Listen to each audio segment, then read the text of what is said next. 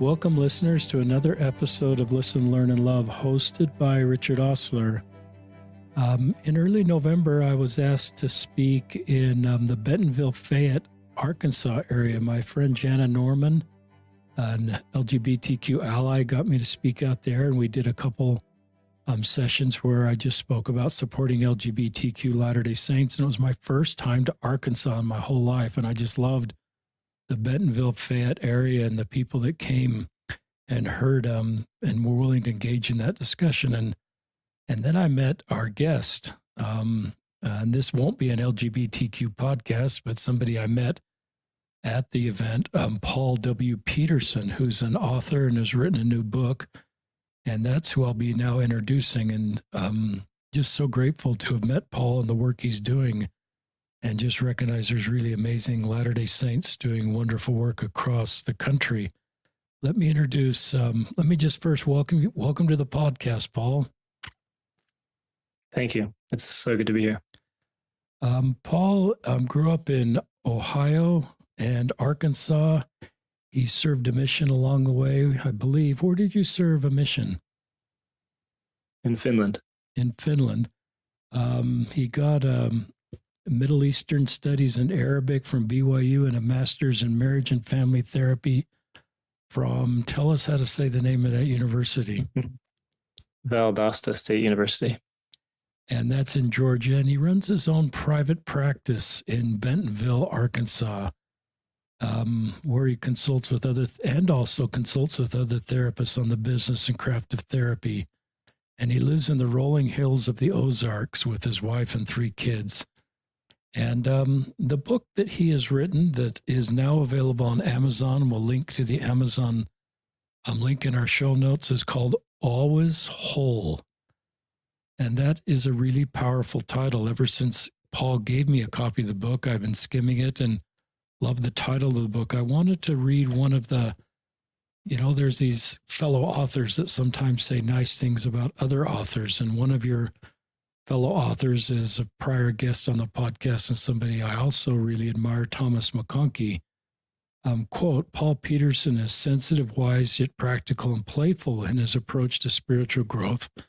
For me, he represents some of the best emerging voices in the restored gospel who are not willing to wait for the kingdom to come. He sees and he teaches clearly that the kingdom starts here and now, from a sacred wholeness that energizes and animates all that we're meant to become.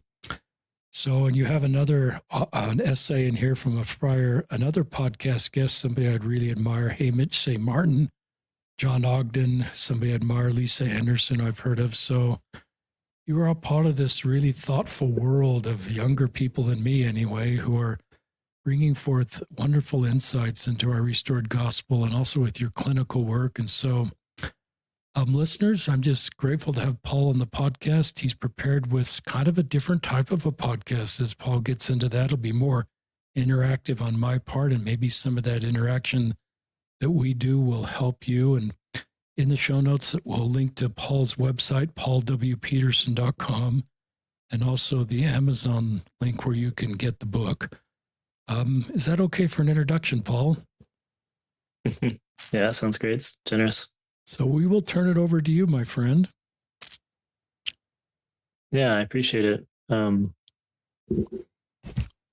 This project that I've been working on, this wholeness idea, is something that comes from just living in the church and learning from a lot of really good teachers. And I'm sort of sitting on the shoulders of a lot of really amazing people that I've been learning from and growing with. And so I hope to just be one more voice in the community that says, maybe as Latter-day Saints, we are good enough right now, even as we are getting better, right? And this is sort of the subtitle of the book, which is an LDS perspective on being while becoming.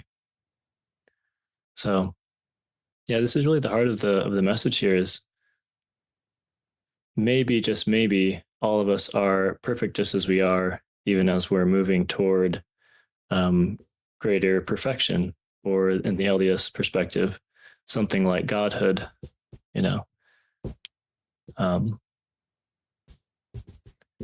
my experience, at least with this, was that in the church, a lot of times I was invited to change and to be different and be better. And I don't think there's anything wrong with that.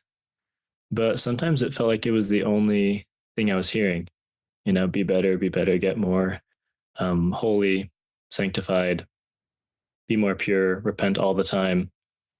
And I realized that I wasn't really feeling the other side of it, which is, well, what about right now? What about right now? Am I okay right now, or do I need to just change? And that's really where this project kicked off, is learning more about this and getting more into contemplation and meditation and saying, what about this present moment is already complete? And if I contact that wholeness, that completeness, how do my actions end up changing as I move forward into life? And I've just run with it and seen what it's done. And I really loved what it's done for my life and for a lot of the clients that I work with. It's great. Keep sharing. Yeah, the way that I talk about this is that there's two main viewpoints or modes of being that humans inhabit. One is this being perspective, which is all about just trusting what's here and being okay with it. And the other perspective is a becoming perspective, which is geared toward changing what is, improving. And these two modes can operate in isolation, but they can also act together. And when I look at the church and the teachings of Jesus, my sense of him right now, at least, is that he has an ability to be completely in the present, and his heart is fully open to what's here right now. There's a deep sense of acceptance, actually, about what's here. And then from that deep acceptance, he acts in ways to improve the moment. And so that's how I try and live right now, and work with some clients to help them contact this innate okayness that's already here as they want to make a change in their life, whether it's to work on anxiety or a relationship, anything that they're coming to me for. But this is an important shift for me. This like, where am I starting from? Am I starting from a place of okayness? Am I contacting my innate goodness, my divine heritage, if you will? And then am I moving into life? Or am I starting from a place where I feel like I'm not enough, where I'm fundamentally wrong or fundamentally need to be different? I'm fundamentally flawed. And that's the shift that I'm looking for, is the starting point to all of our engagement and interaction with ourselves and with others. This is really something that I haven't thought much about, listeners, until some of my guests started talking about this 5 or 10 years ago. Really thoughtful people. And I wish I'd thought about this kind of content earlier and was able to teach it to people in my stewardship. I've always probably felt that talking like Paul talked about takes progression off the table, or takes need for God off the table, or improvement. But I recognize it doesn't. And it actually maybe makes it easier to improve, because you're coming from a position of strength. You have some phrases here I've already written down. Innate okayness, perfect as we are, that to me are consistent with our doctrine as Latter-day Saints, being divine children of heavenly parents and created as intended, that should help us do this theologically, the things that Paul's talking about in other people. So I just think we do better when we are coming from a position of strength. So I very much agree with what Paul's sharing. So keep sharing. Yeah, you really even touched on already something that is the biggest block to people just trusting their innate okayness or their divine heritage. And that's this idea that if I feel okay, if I feel really at peace and at rest with all of myself, I'll have no interest in changing. And this is, to me, a myth. I mean, it's a sensible response or defense against it. But in practice, I haven't seen that to be true. I think it usually comes up because we're so used to operating from that inner place of lack that if we take away the sense of lack, we're not sure what fuel we'll use. It's like, I always use gasoline. You're telling me to take out the gasoline. What's going to power my vehicle? And we haven't tried other things. We haven't tried other fuels to move into divine engagement, divine becoming, divine changing. So we're so used to this lack battery. And then when someone says, hey, what if you just drop the lack and experience yourself right now as completely okay? People say, well, then I'll do nothing. I'll just sit on the couch. Maybe that's true. But like I said, in experience, I just don't find it to be true. Keep sharing. I could ask you a question or two, but I want our listeners to hear from you. Yeah. I wonder if I could share just like a little parable that I include in the book that to me tries to capture what I'm saying in like a different format. And it's a story of a king and queen who live in this realm, and they have a son and a daughter, prince and a princess. They're going to be the heirs to the next wave of leaders. This is how they rule that area. And as they grow up, the parents teach the children, you're royal. And it's something you've always had. It actually existed before you were born. And it's something that you can't really impact. No matter what you do or don't do, you can't impact the fact of your royalty. And so as the kids are growing up, they're being trained to become the next king and queen. And, one day they go off and they rabble rouse in the town and they do all the things they're not supposed to, and they stay up all night and partake in all the pleasures of life, etc. And in the morning, their parents bring them back to the castle, clean them up. And the kids are feeling pretty bad. They're like, gosh, we really blew it. We aren't royal. We just showed it, look what we did. And the parents say, no, on the contrary, you don't have a hand on your own royalty. It's just innate. It's in your blood. It was there before you were even born. So you're just as royal today as you were a week ago. It's confounding to the kids. They're like, what? But as time goes on, they become really, really interested in becoming royalty. And so they work really hard at it, and they do all their lessons, and they learn diplomacy and languages and caring for the poor and leadership and all this stuff. And after a particularly nice day of it, they're like, hey, mom and dad, check us out. Are we royal or what? And the parents say, you know what? Our answer is the same. Like, you're no more royal today than you were last year or last week. Nothing you do or don't do can impact the fact of your royalty. You don't have your hand on that dial. You can't turn it up or turn it down. So yeah, cool, you've been doing all the right things, but it actually hasn't budged at all. What's happening here? Right. And this is a hard idea to grasp, but essentially what we're trying to say is the kind of being perspective that says we are innately okay. Our essence is on a fundamental level approachable, acceptable, it belongs here. That's not something we can actually change. So whether I have a perfect track record or a horrible one, the lever hasn't moved at all. It hasn't gone up and it hasn't gone down. And that's just the paradigm shifting idea here that has been meaningful to me, that I really would love to invite more people around me to consider, right? Is this a viable way to live? Is this okay to do? And my answer so far is, yeah, it totally is. Share with our listeners. Yeah, I wonder, Richard, if you keep going.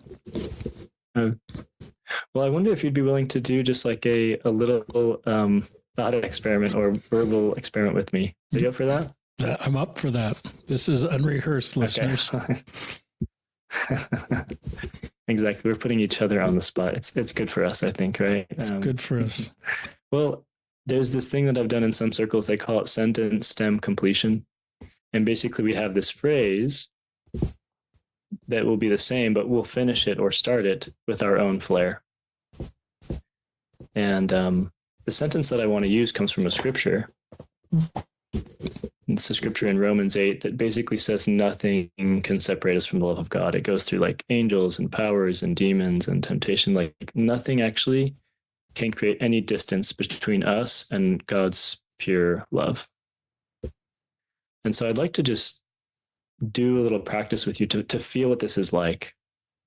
Now, as we do this, I love for you and me to pay attention to our bodies, what we're feeling.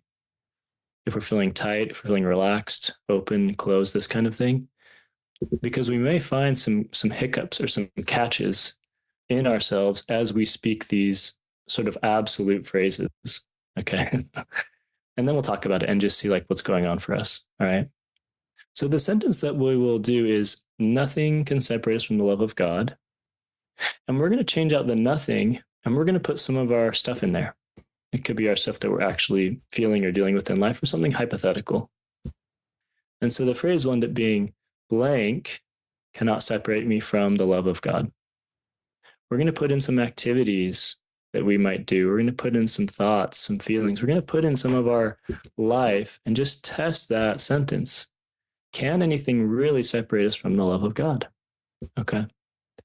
And so maybe we'll take 3 turns each. I'll finish the sentence. We'll pause for a second, then you'll finish it. Then I'll finish it. We'll just go back and forth 3 times, 6 times total, and then we'll talk about what's happening for us. Does that sound okay? Sounds good. Okay.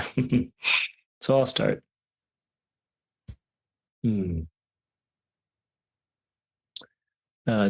Breaking my marital vows cannot separate me from the love of God.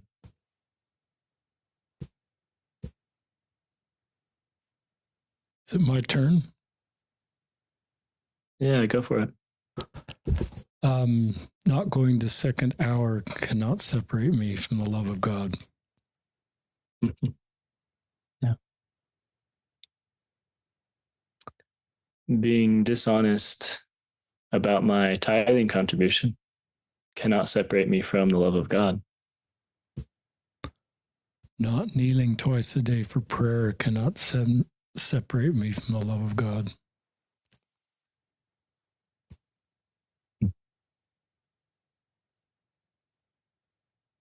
Acting out same-sex attraction or my sexuality, whatever it is, cannot separate me from the love of God.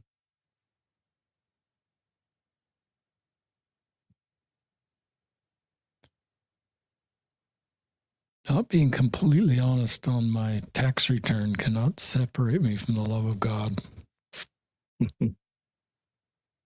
Good. Good. So let's just take a breath. This is a fun exercise for me, but let's just take a breath and just feel like what's happening for us in our bodies, in our minds. From my side, I'll just share first, like, I can feel some part of me that's a little bit nervous to be that direct, or even to throw in some like obvious sins according to the church, right? It's like, that's on the no-no list, Paul. Like, you can't really do that. But as I say it, like something in me catches a little bit, but I've practiced this a lot. And so some part of me actually believes that on some level, like I could do all those things and it wouldn't budge, like it wouldn't create a gap between me and God's love, like this pure embrace, this pure acceptance. What about you, Richard? Anything you want to share about what that was like for you? Well, it's something I've never done before, as far as just articulated things that, even not filing accurate tax returns, there's criminal consequences or civil consequences. But I think it makes you think about what you're sharing with our listeners and with me is that nothing can separate us from the love of God. And maybe for my mind, it's good to talk out loud like that. I don't think it increases the likelihood of anything that I'm going to do, but I think it increases the likelihood that I'll recognize the love of God. Yeah. Yeah, that's a great distinction. Like, it's another common concern people have around this work, that if we start talking this radically or in this absolute sense, then now the doors are open, the gates are open, and we'll do all kinds of crazy stuff that will hurt a bunch of people. But from my perspective, like, we haven't said anything untrue. This is what the scriptures teach me, right? Nothing can separate from the love of God. So if I'm pretending on some level inside that my actions will actually separate me from God, that love, that union with Him, then I'm kind of joking myself a little bit, right? And so I really do like busting these myths for us and helping us find that maybe we are okay. Again, going back to that, maybe this being perspective, which is very absolute. It's just like nothing can separate us from the love. That's an absolute statement. And anything we put in that sentence, we could just leave there, and it would still be true, right? So I see a lot of potential power here for Latter-day Saints, because on paper we have a lot going for us. Some of the things the church teaches are really, really beautiful, and they can be deeply empowering if we let them soak in. But so frequently, what I hear from my clients and what I've experienced myself is I hear one thing from the pulpit or from the teacher, but then I'm like, my body's like glitching, like it can't quite understand that, or it's confused. Someone says, "You have infinite worth, you know, there's always a place for you. You always belong." And something in me is like, do I have that kind of worth? Do I actually belong here? Like, you're saying that, but something in me is actually clenching right now. Like, at face value, I could just trust fall into this moment and be like, oh, thank you. I belong here. Oh, finally. And yet, some part of me doesn't allow that. It actually wants to hold back. It's a little bit nervous or scared to trust these kinds of messages. Is that making sense, Richard? Very much so. Yeah. Yeah. And so that's what I'm interested in, is helping people unwind some of this internal clenching and tension that says I can't trust these beautiful messages. Or I hear these messages with a lot of caveats, or with a lot of addendums, like, you have infinite worth unless you've committed this sin. Then, like, the atonement just doesn't work. I'm sorry. Like, it worked for everyone else, but you are special in the worst way, and it's just not going to work for you. Like, that's how most people feel when they're doing something that feels edgy regarding church standards, right? When their life doesn't align perfectly with those standards. So when I work with people on this, let's say I'm working with someone who's working on a porn addiction or a compulsive sexual behavior or something, we don't even talk about behavior for a while. We'll start with like that person contacting their essential nature, which is whole, like it's always whole.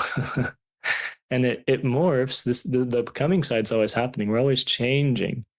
But there's something primary in us that doesn't budge.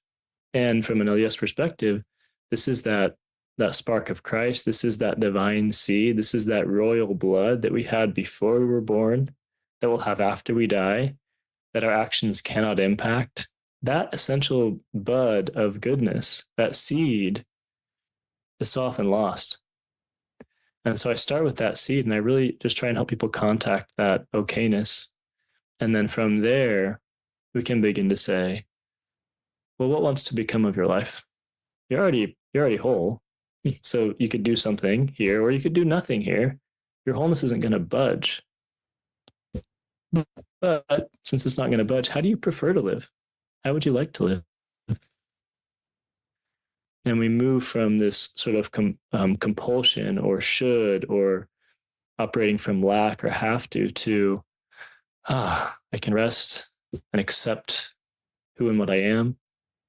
And then from that rest and acceptance, I can choose a life I prefer, a life that's aligned with my highest intentions, and then live from that place as much as possible. It's really powerful, Paul. Can ask you questions, or you could keep sharing. Yeah, go for it. Yeah. And maybe you're going to get to this point, but talk to parents that you're a father of 3 kids. I assume they're all at home, just given your age. I've never really aged you. I assume you're in your 30s. Yeah, I'm 34 and have 2 8-year-olds and a 5-year-old. So you've got these skills right now that I never had as a young father. And a lot of listeners, maybe want to create this kind of culture with their kids. A local leader may want to do it with people they have a stewardship responsibility, but just talk as fathers, as a father to other parents if you want to, and just some practical application of this, for your kids at home. Yeah, that's a great question. I have this belief, and it might be wrong, but I believe that if someone is hurt, they're more likely to hurt others. If they see themselves as broken, they're more likely to treat others as broken. And if they live deeply from a place of wholeness and have contact with that, they're more likely to treat others that way too. And so as a parent, it's one of the hardest places to do this, honestly, for me. Like, I don't know what it is about family and about kids, but it just feels like everything is a spaghetti bowl. They're just like mixed up and tangled. It seems very chaotic sometimes, right? But what I try and do, at least as a father, is I try and contact this wholeness that I believe in. I try and feel it in my body. I try and feel this deep trust, this deep rest with the moment.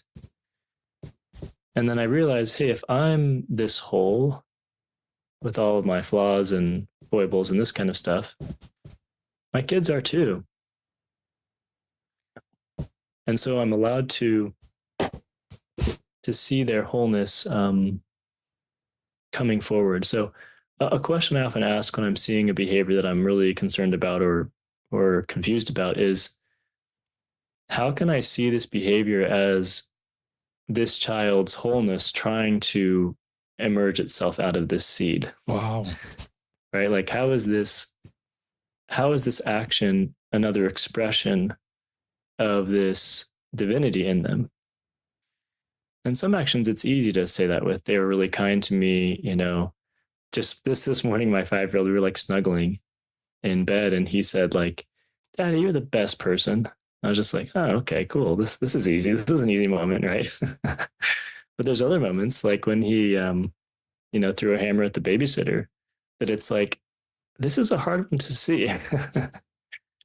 But when I sit with it a little bit and say, like, what energy is moving in him? What spark is driving that? What's it like to be him right now in that tough moment with the babysitter?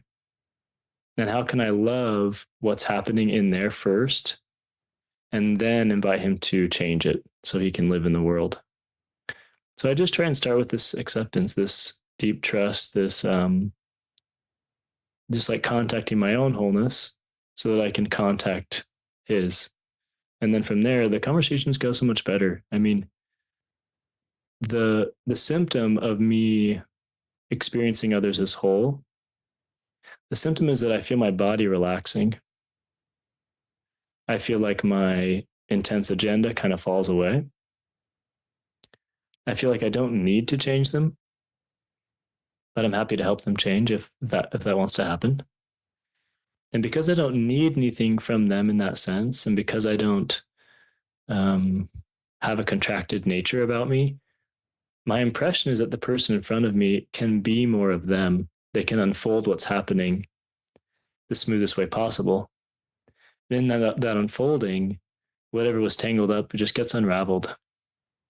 It just cleans out. It just reveals itself, and then it's allowed to take the next turn in its evolution.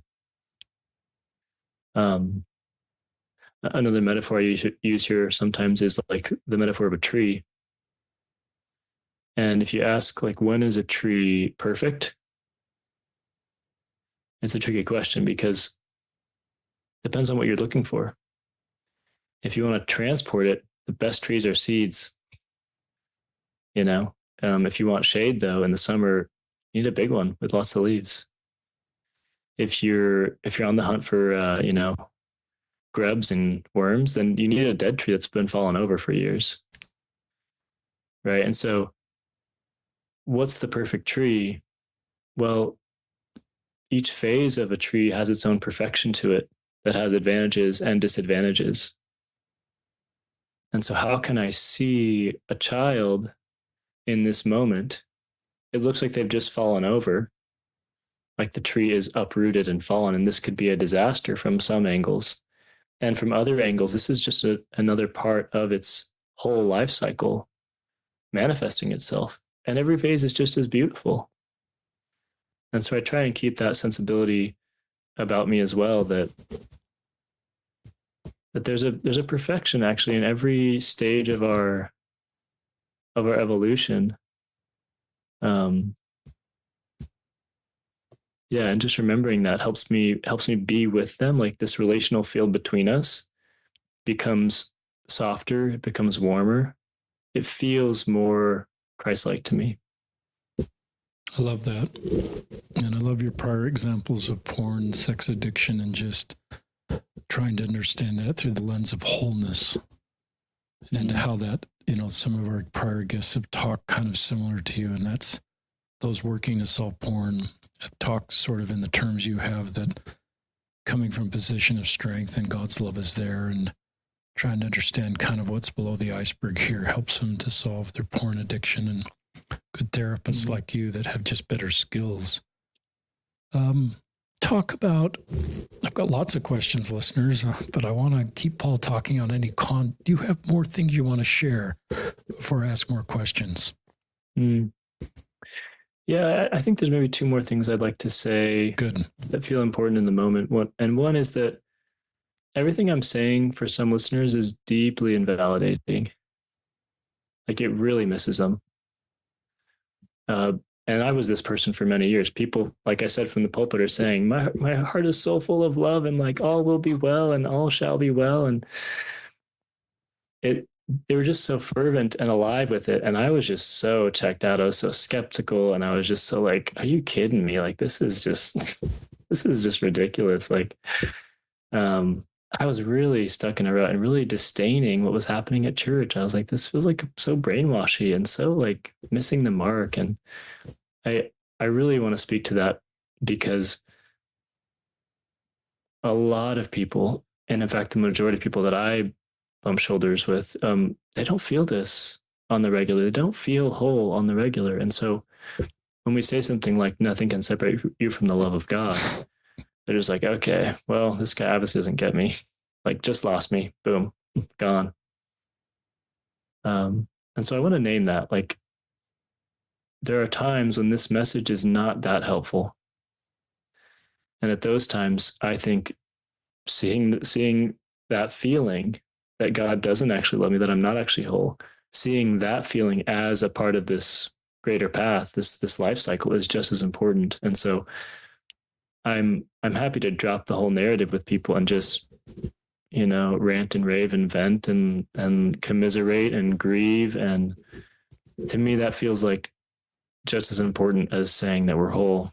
Is it saying that things are broken here, right?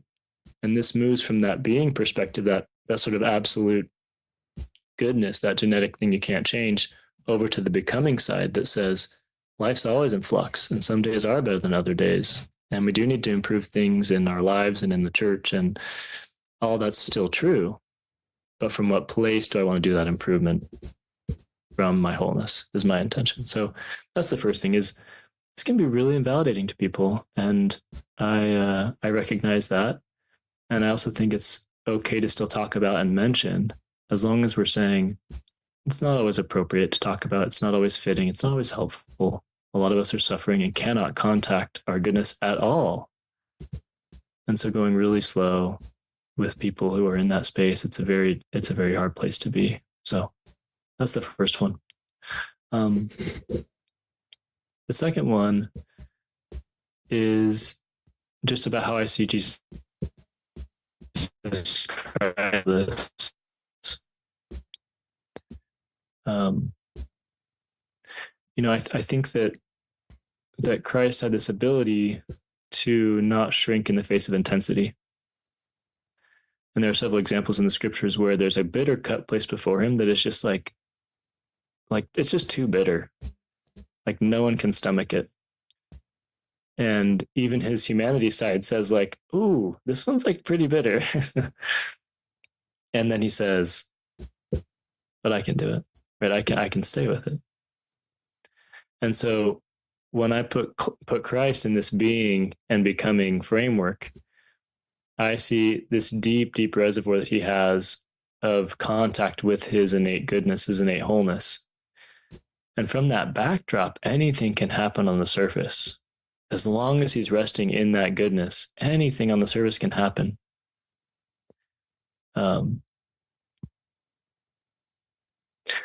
So another short story. We recently flew to see some family that we hadn't seen in many years for Thanksgiving. It was a great time, great people, just like fun vacation. And my kids rarely fly on planes. And so I was sitting with my 5-year-old taking off from the Bentonville, the airport. And I said, Bodhi, do you think the sun's out today? It's like, I don't think so, Dad. Look how cloudy it is. Like we couldn't even see it. It was just rainy and dark, cloudy, etc. I said, well, let's see what happens. Let's take off and we'll see what happens. And so we take off.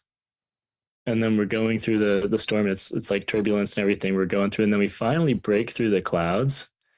And it was morning. And so the sun was like right on the edge of the clouds, just like beaming over all of the top of the clouds. And his face just like lit up in wonder. He's like, oh my gosh, Dad, look, the sun is always shining. I was like, yeah, it is always shining. Even though there's clouds that cover it, it's always shining. And we just got to watch the tops of the clouds look like this ocean of just like marshmallows and stuff. And we just watched it and sort of laughed about it. And then we got to California and hang out with some family. They asked Buddy, like, how was the flight? And he said, I learned that the sun's always shining on the flight. It's like such a good message. And this is, I think, what his superpower was. It's like, I can always have contact, direct link to my divinity.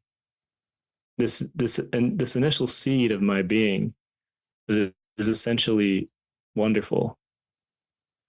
I always have contact with that. And because I'm always contacting them, the level of it can go through is way beyond most people. It's just way beyond that.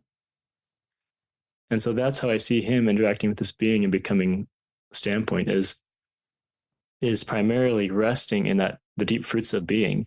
And then whenever we have contact with that, anything that pops up, a feeling, a thought, a difficult task, we can meet it because we've still got this anchor, this reservoir that's contextualizing the difficulty. Well, those are beautiful. I flew out of your massive international airport, XNA. Oh yeah, it's tiny. But I love the visual imagery of just this experience with your son and seeing the bigger picture that you have a gift of communicating just the role of Christ in our lives. Really powerful. Talk about, our leaders sometimes, my favorite quote when I talk about God's love is always there is a President Monson quote where he just says it's there. But other times I get different quotes. And I don't know if this is answerable, but it seems like the love of God it's not a consistent teaching in our church that it's just there. I think sometimes we feel it's earned, and sometimes other talks or feelings we feel it's there. I don't know if you have any comments on that and just how to navigate that, or if that's even true, if you do see consistency and I'm just misinterpreting it. Yeah, that's such a good one and such a big one that we could go into. For now, like in this moment, what comes to me is we have an idea of worthiness and of checklists and of like measuring up and this kind of stuff.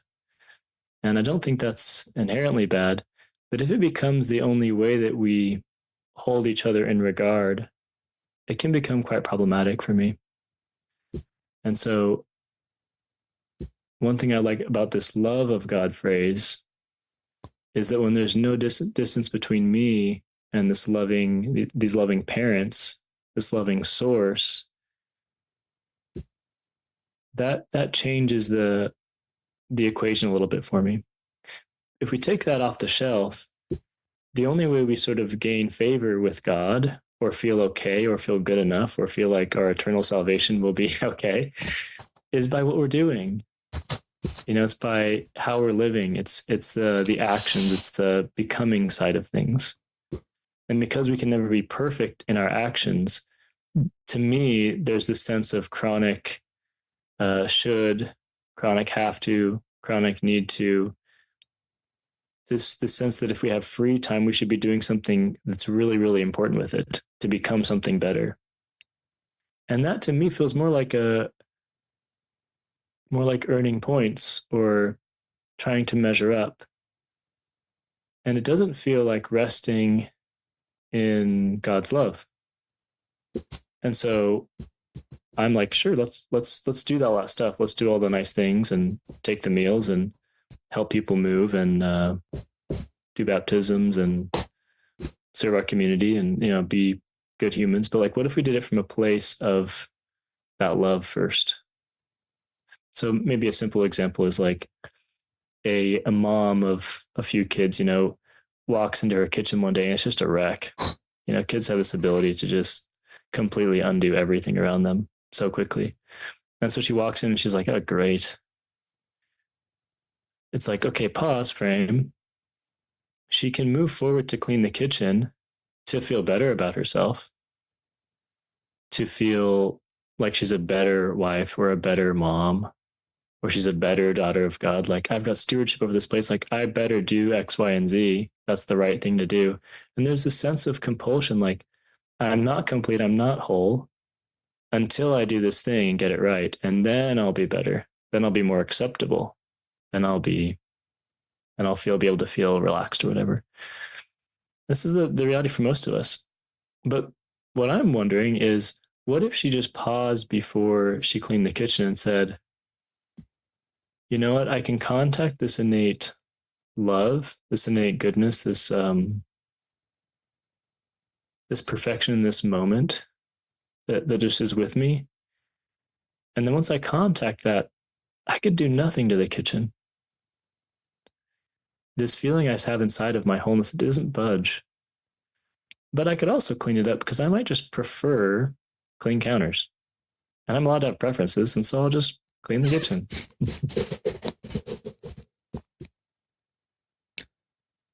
You had a phrase in there that I really like, Paul, resting in God's love, even when there's tasks all around you. And I thought that was a great answer. I think sometimes we really do kind of checklists and we just get busy. And if that's born out of resting in God's love, that's one thing. But if it's born out of brokenness and the need to always measure up and sort of compare our checklist to others, and I don't think that's consistent with the love of God and finding peace in our lives. And I don't think God demands that of us. I think the character of God that I've come to understand is a God that loves us to rest in their love. So I love that. Sometimes I read things about the decline of organized religion, and one of the things I sometimes read is this feeling that the assumption is I'm broken, I need religion to fix me, and once I sort of feel like I'm okay the way I am, I'm less inclined to need organized religion. So talk about just why we need, we're both Latter-day Saints, why we go to church, why we still need a religion, and why it still helps us come to God even from a position of, that love is not earned. Yeah. That's a great question. It's one that I actually think about almost every day. Like, the way that I phrase it is, and I guess for me, I'm more in this open space. But the question I ask is religion still a viable vehicle for human transformation? It has been for millennia. and it has been a vehicle that has transported. It's this conveyor belt that just keeps on moving human wisdom through the generations. It's amazing at doing it. It can keep culture and stories and meaning and wisdom just like moving along through wars and through famines and through all kinds of human experience. And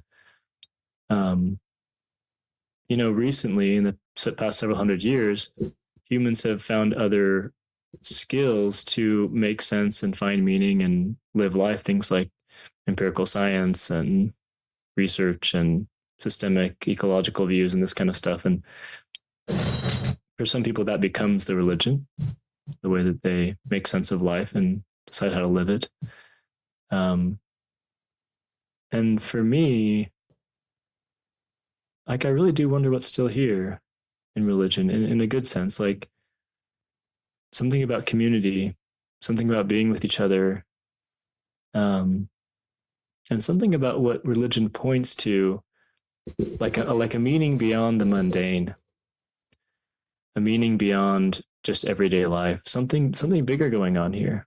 And so for me personally, my spiritual life and my religious life, they feel so alive, like more than ever, because I'm really interested in what it means to fully embody who I am. And religion shows me that I'm a lot more than I take myself to be, or a lot less, depending on which perspective you're coming from. But it really does make my mind and my heart just expand. Like there's something beyond. People have had the experience of God, and it calls me to seek that and to find that and to rest in it. And so I personally find a lot of interest in this question and how to evolve it.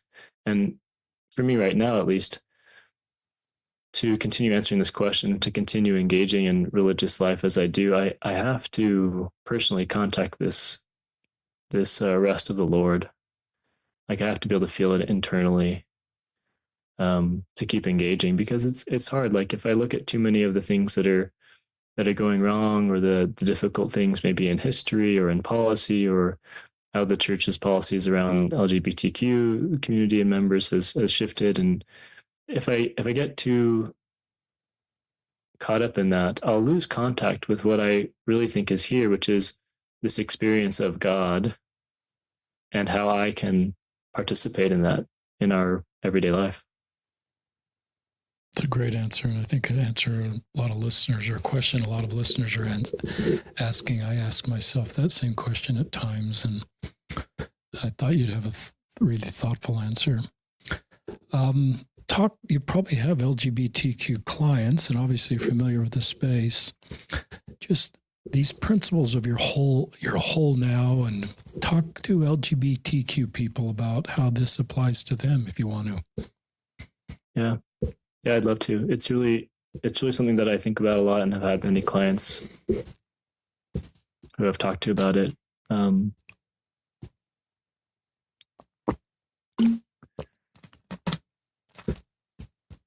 Yeah, I mean, when it comes down to it, I really just believe people are whole. And I just feel that when I'm with them and when I think about them. And so no matter where they fall on the gender scale or the sexuality scale or any other scale, when I sit knee to knee with someone and we look in each other's eyes and we pay attention to that part of us, sort of the part of us behind our eyes that is always watching, always experiencing, always wanting to be taken care of. When I sit with people in that space and we just contact that basic level of humanity, it's just always so good. And more than most, LGBTQ members have lots of reasons to not believe that or not feel contact with that, because the external sources frequently give confusing answers about that.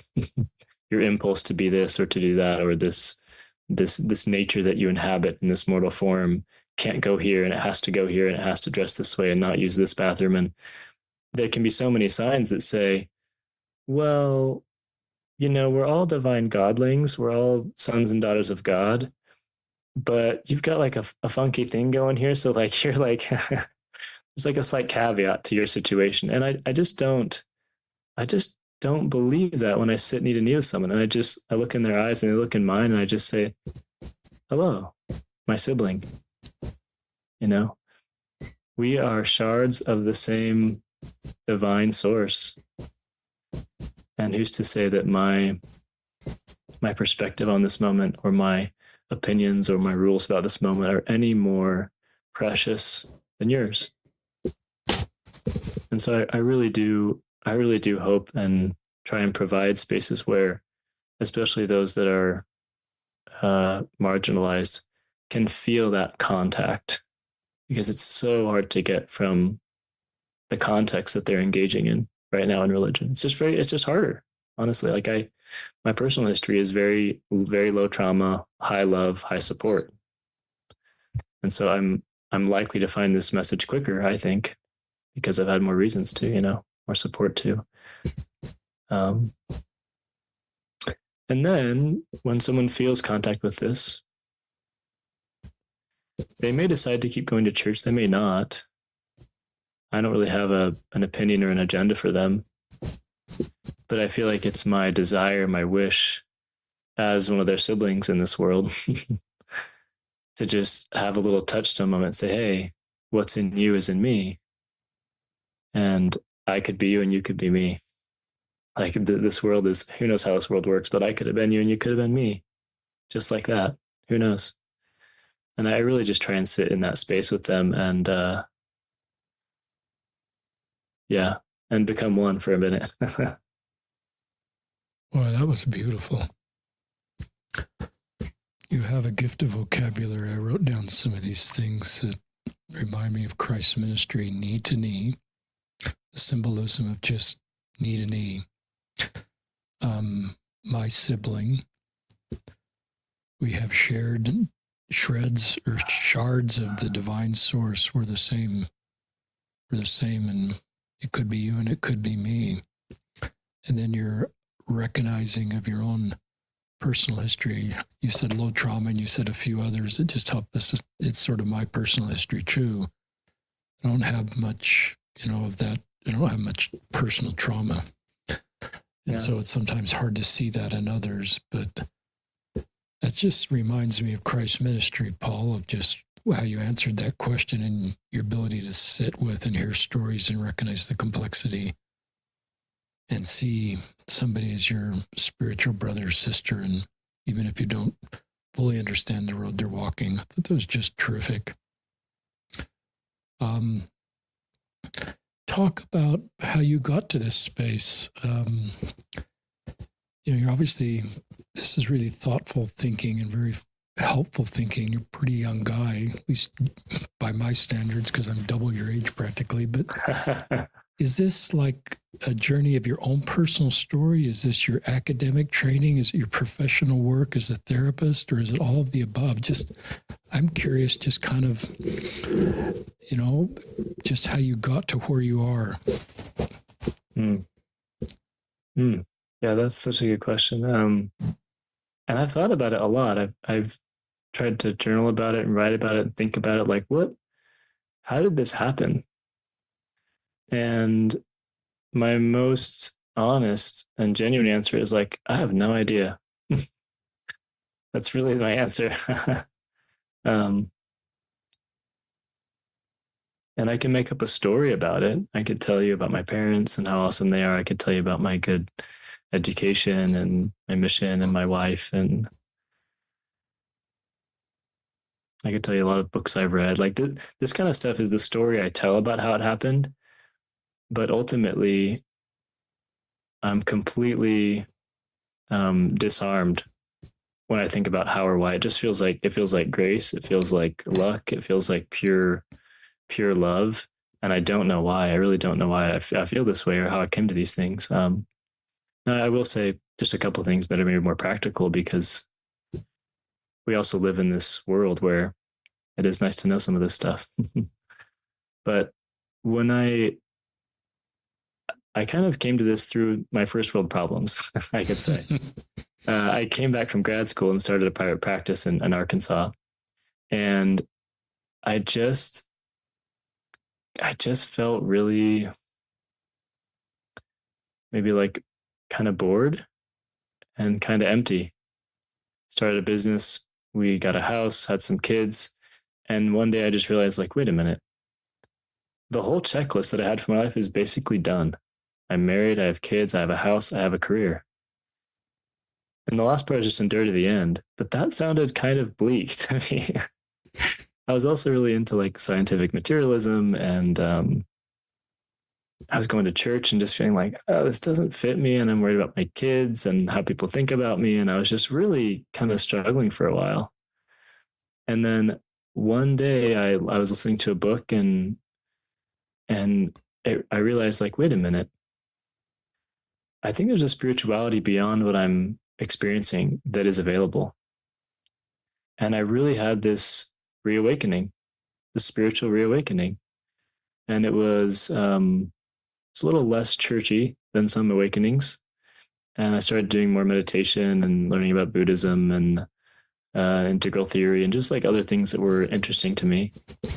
And then I started practicing with people in similar spaces, doing meditation retreats and that kind of stuff. And so my sort of most powerful experiences have been in group work, groups that are working on this kind of stuff, and in meditation retreats with people like Thomas McConkie. He read from at the beginning, him and John Kessler, and then this Buddhist teacher that I work with named Dustin DePerna. And these wisdom traditions are so good at contacting this innate okayness. They're really good at this other side of the spectrum, which is be still and know that I'm God. Right? The LDS perspective is like, do all the right actions and go to the celestial kingdom, which is not inherently bad. But the other side is like, just be still, and then you'll know who God is. And so I started doing both a lot more, just like really being still. And in the stillness, it's really stillness for me and silence. In the stillness and the silence, something appeared that I didn't expect. And I heard one teacher talk about this like the night sky. Like, if you want to see the stars, the things that ruin that experience are movement. Like, if you're spinning around, you can't really catch stars. They get all blurry. So movement doesn't help that. And the other thing is light. Light actually is harmful to seeing what's beyond. And so in the stillness and in the silence, something begins to peek through the night sky that I could have never guessed. And the constellation that I saw and the shapes that it formed completely blew me away. And I just knew, oh my gosh, there is an entire spiritual field here that is bursting before my eyes and in my heart that I want to attend to very carefully. And that's what I've been doing for the past few years, is just attending to this innate, this essential nature that I feel like we all have. It's a terrific answer. I don't think I could ask you a question you haven't already thought about.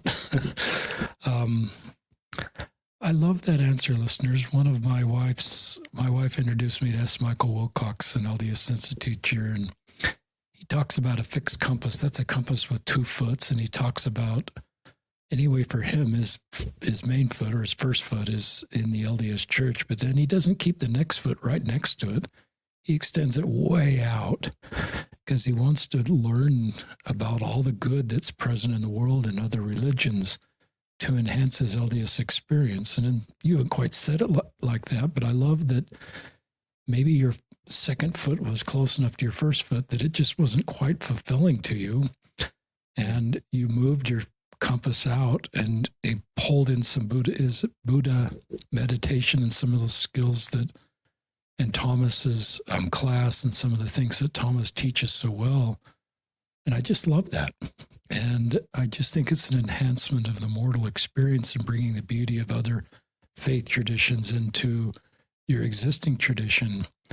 So I love that. And, it makes me wish I'd signed up for some of Thomas' classes. I guess it's not too late. Yeah, I don't think it is. So. One of the things just some. The first guest that ever talked about this to me and was a woman, and she said, "My worth is set. Everything else is just experience." And I've always liked that, and even sin-related experience, but some of the pain of life also. So I've thought about a lot. I really like that. Is my worth is set. And I just think we do better when we think like, Paul is sharing with us and writing about. I was on Latter-day Saint Reddit the other day, and I didn't read the whole thread, but it was a question, honest question. I messed up with the law of chastity. Should I take the sacrament? And as a singles ward bishop, at first I just sort of said, if you messed up with the law of chastity, you shouldn't take the sacrament. And it became a little more, I don't think it's a requirement in the handbook. You can't take the sacrament. You can't go to the temple, but the sacrament may be different. There may not be a worthiness hurdle to take the sacrament. I've always felt I've left that up to the YSAs eventually, I guess is what I'm saying, is I would say, would it help you not to take the sacrament? Or would actually take the sacrament help you? And because I've always felt the sacrament isn't a punishment for the past, but, a feeling of where you want to go in the future. If you want to, continue to mess up with the law of chastity, it may be not best to take the sacrament because you're covenanting not to. But if you actually want to kind of put that behind you. So I just think, I don't know if that applies to this discussion or not. It just was something I saw on Reddit and didn't comment. I do have a Reddit account, but rarely comment. But I thought it was a really good discussion. I don't know what the comments were, but because sometimes I worry, I guess one of the things I'm coming back to is some of these. The other thing I've always said is that, worthiness can come and go to the temple, but worth is set. Back to this earlier thought. And I've liked it. That's just the kind of the way listeners, I've separated it.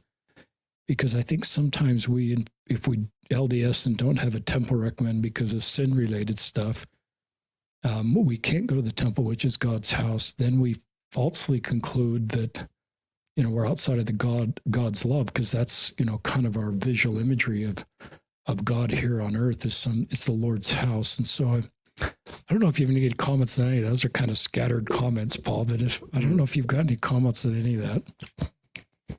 Yeah, these quotes you're giving from other people you interviewed, and this example of the sacrament's really on point for me. Regarding the first quote, I really believe that once we know that our worth is set, we become pretty playful. We become a little bit less uptight about stuff because everything is now just a feedback loop of experience. So when our worth is set, when we're anchored in Christ fully, when we have contact with that goodness, everything that happens next, that bubbles up, we can just see what it does, and then we can do more of it or do less of it. So I've noticed that people that have this contact with that wholeness, they're really happy to do little experiments and say, that's a great point, Bishop. Maybe I'll try not taking it and see how that does. And then I'll try taking it and see how that does for me. Like that question to me says, this is not an absolute truth. You could take it or not take the sacrament. Like we can figure out the rules, but what I'm wondering is for you right now in your life, what do you need? How can we meet you there? And this is right on point with some of the stuff I say in the book at the end when I talk about how wards can begin to bring some of these sentiments into their practices, where people say, hey, let's be really flexible with all of this, paying very close attention to what you're needing and how it's impacting you. And based on what you're needing and how it's impacting you, let's then keep on steering very dynamically toward you feeling worthy again, toward you feeling confident and whole. And so I really do, I think this is a similar sentiment that you're bringing up, which is, what if we trusted that there are lots of right ways to be a Latter-day Saint, right? I have a friend, John Ogden, who helped up with the book. He says, like, there's 10,000 ways to be good, right? There's 10,000 ways to do good. It's a great phrase. There's 10,000 ways to be a great parent. There's 10,000 ways to be a great bishop. There's 10,000 ways to be a great ward member. And what if we were anchored in that trust that all of this is just experience. And it was a living feedback loop. And that gave us the flexibility to meet each other's needs, to actually reach down and hold each other in very dynamic and appropriate ways to the person. I love that. Talk about a little bit about the book. You have already, obviously, but just, who do you hope read it? What do you hope it accomplishes? Why you wrote it in the first place? Just any of those questions you want to address. Sure. Yeah. I mean, I don't know if anyone should read it, honestly. That's such a great answer. I mean, I don't. And I've actually been shocked that people have read it so far and have liked some of the stuff they've read. I don't know why it's so shocking to me. Like, I like it, but I never assume that it's going to do the trick for someone else. There's like all positive reviews on Amazon when I checked today. Yeah. I mean, who could read it and who would want to? Well, there's one teacher I like, and he said, if you read the title of my book and the subtitle and you get it, you don't need to read the book. Right? Like if it clicks, you're like, okay, you could spend time reading it, sure, but you don't really need to. So if someone wants to saturate a little bit more in some of these ideas and read some more analogies and read some more scriptures and some more practices and like really figure out how this relates to our agency, for example, and how our past inhibits our agency or expands it. If someone wants to know what this being viewpoint is more about and more work around that, maybe from the meditation side too, there's some stuff in there about the meditation side of it. If people want to hear some therapeutic exercises they can do for themselves, I include some of those in the book around dealing with difficulty, living in our body more, dealing with difficult sensations and experiences to sort of liberate ourselves. And then I end with applying it to eternal partnership and how disturbing that experience is, how difficult it is every single day. One of the couples therapists I like, he said, I've been disturbed by my partner every single day of my marriage. And she assures me that she has been too by me. And so I like having that conversation and saying, hey, we can use the crucible of eternal partnership for our benefit, for our transformation, or we can use it to really be really annoyed for most of our life. And I talk about how to do that. And then a little bit about the word experience, how being in a group is so uncomfortable and pushes all our buttons and is probably just what we need if we have contact with this sense of wholeness. So that's sort of a little brief spiel about what's in there. And yeah, I recommend people just, if this is interesting, read the little blurb on Amazon or something and then decide, but most people probably won't need it. A lot of people are living a really satisfied, meaningful and content life. And all this is just extra stuff that could benefit some, but to me, it's not required curriculum at all. It's just like how I came to my own spiritual place in the church. Yeah. Terrific answer. I've never heard any of my authors come on the podcast and talk about, you may not need to read this book. It's sort of you walking the talk of, if you feel like the title is something that you already get, then maybe you don't need to read it. I think it's a sign of just the confidence in what you're teaching us, that you're not creating a new checklist, you're walking the talk. I do love the title of the book, Paul, Always Whole and Becoming It. It's just not always whole and, never do anything to improve your life. That's not the subtitle. I do love the word becoming tied in with always whole. To me, becoming for me is not a checklist word. It's not a word that makes me feel anxious or burdened with another requirement. It just feels like very individual, personal growth at my terms from a position of strength. Talk about shame. As a therapist, that's a word that, I want to say something first about the book. This is the kind of book, listeners, that I wish I'd read as a younger father. I wish I had read before any church leadership assignments, because I recognized I had a set of tools as a business owner and understanding the gospel, but there's this whole set of tools that therapists sometimes really are good at. Sometimes therapists become, local church leaders and senior church leaders, but I recognized that was sort of a gap in my tool basket, is just some of the skills that Paul's talking about. And so I'm not saying everybody should go become a therapist. You can't be a good local leader, but sometimes this is an area where, at least for me, I didn't understand some of these concepts and how I could teach that. It's part of the doctrine of our church, but it's sort of Paul's ability to take that, our heavenly parents love all their children, like you talked about, and sort of make it more real in people's lives so they actually believe it themselves. They believe it applies to them in their situation. So that's a kind of a blind spot in my ministry set of tools, growing up. And so you might read the book if you just looking to expand your tool set to bless the lives of others, even someone you minister to or somebody in your family. That's just my bias coming from more of a business world and having very little exposure in my academic experience and my professional experience into, some of the work that you do, Paul. But talk about shame if you want to, because to me, I'm sure you've got some feelings about shame. That's a word we talk a little bit in the podcast about, but anywhere you want to go is shame. And then I would probably, bring the podcast to a close, even though I could talk to you for another hour. Yeah, it sounds great. I enjoyed the chat. On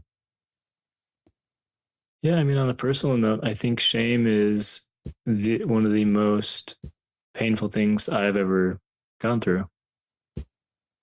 So like, I don't have a lot of trauma. I don't have a lot of events that people have, but shame is something that has been one of the most painful things in my life. And so it's interesting that experience, which used to really lock me down, used to make me unavailable as a partner, used to really create a space of contraction in my heart and mind and really close me off from God, from myself, from others, like that. I'm writing about wholeness, right? It seems like the interesting complement, the interesting antidote, the interesting completion of shame. And for me, at least, shame is this idea that like I am fundamentally bad, and that badness should be away from others so they aren't contaminated and not poisoned by my brokenness, by my unworthiness, by my evil. And when that is felt or believed on such a deep level, it can be so difficult to soften. And I'm just mentioning like church leadership and also like how we sit with people and what shame could be all about. Like when we contact those places in ourselves, when we see it in others, we don't need to pull away. We don't need to make space. We don't need to try and fix them or to try and minimize them or to try and change them. You say, oh, you have shame. And I've had that too. Like, what's your shame like? Can I sit with you right now and just like be together as you're feeling ashamed? Can we be in contact even when you're feeling horrible? You're feeling like you're not enough and you're the worst thing in the world. Let's just be in contact. Not because you need to change it, not because it's wrong or because you need to be different, but just because I want to be here with you. And so for me, at least, this is like the first step, is finding ways to contact ourselves in those places and then finding ways to sit with others as they're feeling it.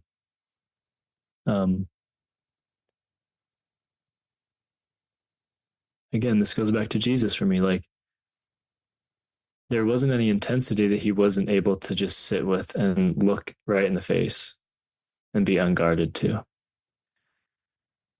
And so for me, in our church setting with our siblings, when someone's having an experience, what if we were just unguarded to the intensity of their experience? their lived reality is just bursting in front of us. What if we just stayed right with them, unguarded, and just said, tell me more. I'm right here with you. For a lot of us, it's going to activate us. It's going to make us want to be defensive, or we're not sure what to do with all of that intensity. And so maybe we need to go inside and do a little more work with ourselves and just say, what's here for me? Why am I pulling away from this person? And something about that process, having contact with humanity while in deep shame, for some reason begins to soften it. Not because that's the intention of it. That's just the natural symptom. And then from there, we can begin to warm up to the fact that we're okay even when we are ashamed. Great answer. I loved how you started that answer with just, I feel shame. Vulnerability brings vulnerability. So instead of going theoretical, which sometimes you do, or academic, you went to your own personal story. It helped me to just connect more with you and feel like I could open up about my shame with you, because you just pivoted right to your own personal story or your experience with shame. I think that I don't know if intuitively you just do that, but I was grateful to what direction you went, and you role modeled just that in your own answer. I think it makes us all more approachable and more real. I think we're looking for that kind of authentic connection in our word families and our quorums, and Relief Society is just honest, authentic connection that starts with being vulnerable about our own situation in appropriate ways. Just to comment about you and Thomas McConkie, and I remember, and Mitch, hey Mitch St. Martin, whenever I talk to you guys, you just, like, my pulse rate goes way down. You talk slower. You take time to answer questions. I feel like your presence just sort of is disarming in a way that's really good. I remember when Thomas McConkie spoke at Restore, Faith Matters Restore, and some of you listeners were probably there in 2023. He came on the stage and he just didn't say anything. And he just said so much and not saying anything. And I just was so moved. I've never been moved like that with somebody not saying anything. And it was just deeply reflective for me. And maybe that's what I'd feel if I went to, some of his, I just feel more of that. And I just tapped into something that I've never really tapped into and felt something. And you have the same thing, Paul. And maybe that's part of the meditation skills you've learned, but it's a good thing, and it just sort of dials everything down. And take time to answer, and you're not in a rush to have a quick answer. And I think that's really cool what you're kind of modeling that we've never directly talked about in the podcast till right now. So listeners, go to paulwpeterson.com. If you want to learn more about Paul, we'll put that in the show notes. We'll put this book, a link to the show notes on Amazon. And anything else you want to say in closing, or any other links we should include in the show notes? I'm just touched by just your reflection there at the end, which that's really touching to me. I just experienced you as a very generous host and a very generous person to, and I met you in Arkansas. You'd flown in and done a workshop for us locally to help us in our area. Just like, I'm really touched by how you're living and showing up here in these spaces. It really is inspiring to me. So I just feel really full as we're ending, and have a lot of gratitude. Yeah. Thank you, Paul. Feelings mutual, and sure enjoyed any of you from the Arkansas, Bentonville area. That's a beautiful part of the world and beautiful people. So I sure enjoyed my visit there and hope to come back. And so glad to have Paul Peterson on the podcast. And it's people like Paul that give me hope for the future of the world, future of our church. You're a young guy, Paul. You've got decades ahead of you. You've already got this where you are to be able to bless so many people's lives. And so this is Paul Peterson and Richard Osler signing off from another episode of Listen, Learn, and Love.